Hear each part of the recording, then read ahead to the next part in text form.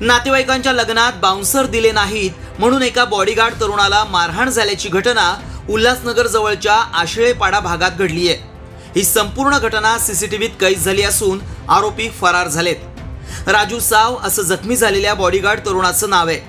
राजू हा आशेळेपाडा भागात वास्तव्याला असून बाउन्सर म्हणून काम करतो।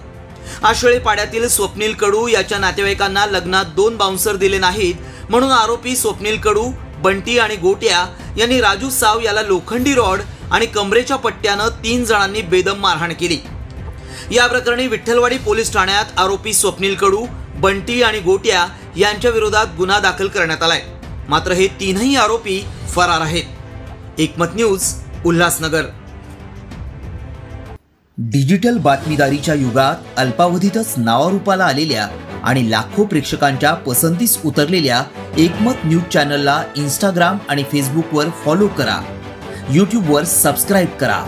एकमत न्यूजशी संपर्क साधण्यासाठी 6384040404 या क्रमांकावर कॉल करा।